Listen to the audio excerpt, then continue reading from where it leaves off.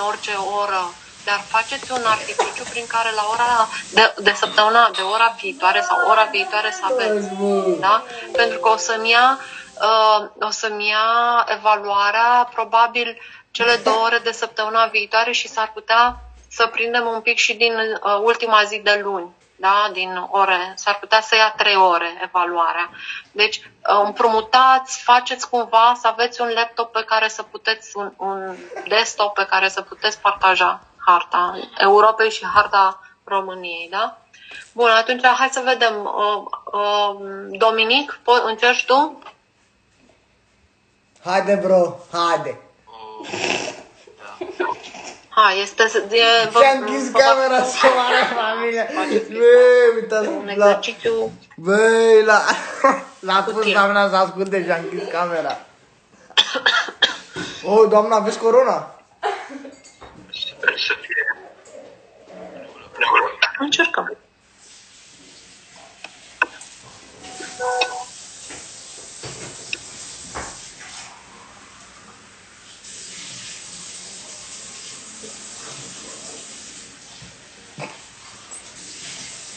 Uitați ce înseamnă școlile în România. Nu mai înseamnă pentru că am tatuaje.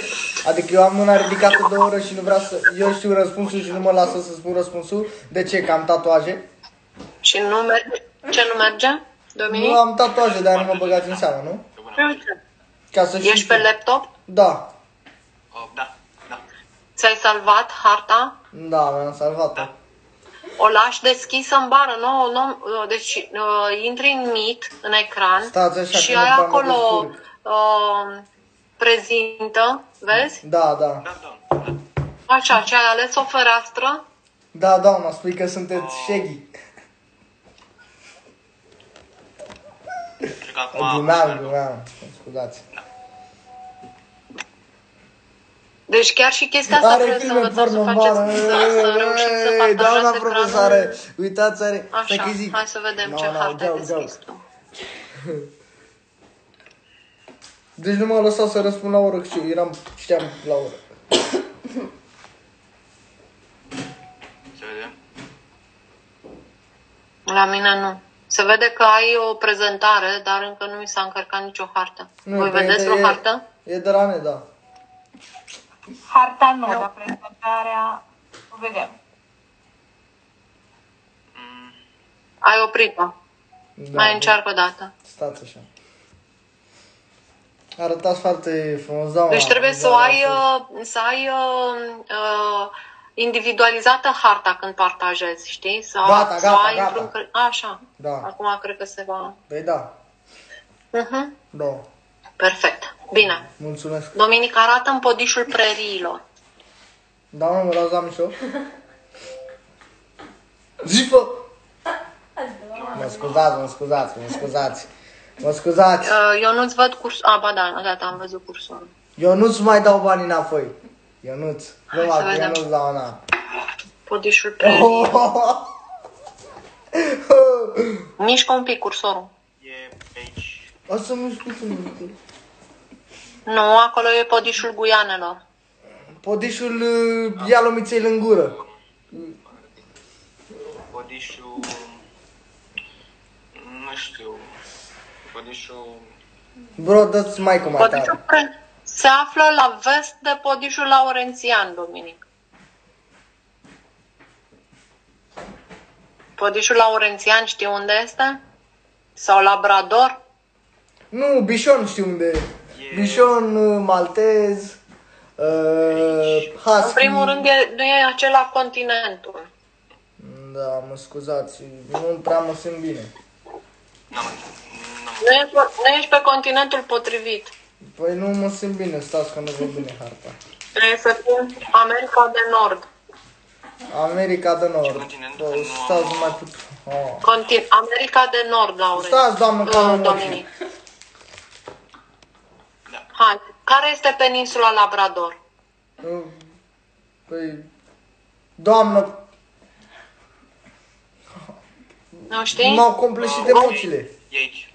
Acolo, da? Da. Și ți-am spus că podișul preriilor este la vest de podișul laurențian. Podișul laurențian sau podișul labrador sunt în peninsula Labrador. Nord, sud, Hai. est, vest. Acum găsește podișul preriilor. Nici nu zice. Da. Ia. Sud, nord, est. Tu știu ce am zis ăsta, Și n-ai zis, ai zis că e în... Da, munții stâncoși pe care i-a prezentat Laurențiu mai devreme, îi vezi? Nu știu. Nici munții stâncoși, nu știi? Da, nu mai pot. Nu mai pot să mă stau microfon deschis. Și colegii mei frumoși, spuneți brânză. Hai să-l ajutăm. Da? Aolo, eu sunt. Cine partajează ecranul ca să... Da, poți să fii... Scrie pe chat dacă poți să fii în continuare, dacă ești atent. Și vezi ce-ți explicăm. Da. Ok, bine. Hai, cine partajează? Mai sunt puține minute. Cine partajează rapid o hartă?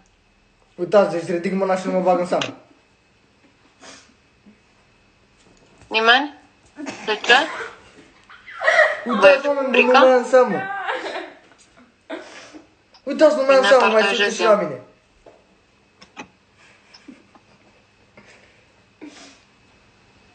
Fă morții tăi, eșchioară. Aș putea eu să partajez dacă doriți. Da, Alex. Da, hai să vedem care reușește prima. Alexia, că și la mine se încarcă și să vedem, să nu ne... Doamna profesoară, Nu harta dumneavoastră. nu aveți A semnal. apărut fata mea, da. Bun, hai să vedem cum îl ajutăm pe Dominic. Deci, aceasta e peninsula Labrador, da? Nu, peninsula Bișon Marquez. Vest față de Labrador Da. sunt câmpiile, marile câmpii americane, vedeți câmpia Mississippi, Missouri. Și imediat apoi către vest este... Hai să-mi spună cineva ce arăt eu acum. Podișul preriilor. Exact. Iar Da, următoarea vă mulțumesc. linie este Vă a mulțumesc munților pentru atenția acordată. Stâncoși. Dacă am și 4 exerciții și nu m-ați luat în Deci, seamă. vedeți, ele sunt Nu, mă unități scuzați, de relief în vă rog să America vă de opriți, Nord vreau să spun desfășurate longitudinal în șiruri paralele între ele. Cordilierii, da? Cu munții Alaskai, coastei, cascadelor, sierele, planul Doamnă. secundar către est stâncoșii, următorul plan podișul Doamnă. preriilor, următorul plan câmpiile nord-americane, Missouri și Mississippi, Doamne. apoi munții Apalași pe coastă și câmpia litorală atlantică, chiar pe țărm. Dominic, e clar acum? Da, cred că vă place de Dominic, Harta doamne. ta, deci vedeți ce hartă vă alegeți. Harta lui Dominic avea foarte multe Da, e harta lui Dominic, că el a Era inventat încărcată cu lumea. multe înscrisuri. Mă Și scuzați, atunci, apărând Mă scu- foarte multe detalii, aș vrea să vă întrerup, este harta fizică, încurcă. este harta fizică a Vedeți, lumii, nu harta mea harta lui este mai Dominic. limpede, e mai Bă, clară. băgame și tot. Ați văzut diferența? Deci căutați și vă alegeți harta care vă va face cea mai misiunea cât mai ușoară, în sensul că poate părea un ajutor faptul că sunt multe denumiri, că ziceți că citiți denumirile, dar de fapt vă vor încurca detalierile respective. Ar trebui să fie cu contrast de Suceți culori o clar, banană, da? doamna! Să fie clar contrastul între unitățile de relief, dar fără foarte multe înscrisuri care să vă zăpăcească.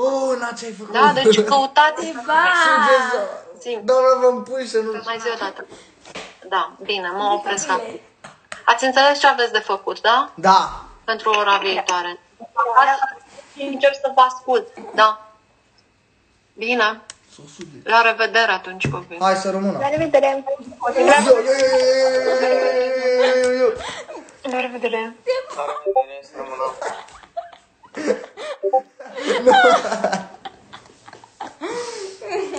Da.